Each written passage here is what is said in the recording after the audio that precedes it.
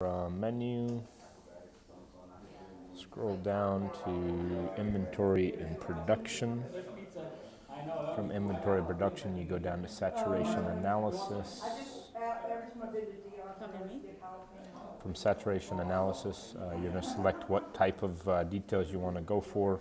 If you want all types, in this case, I'm just going to aim for residential, no rental, and leave everything else in there.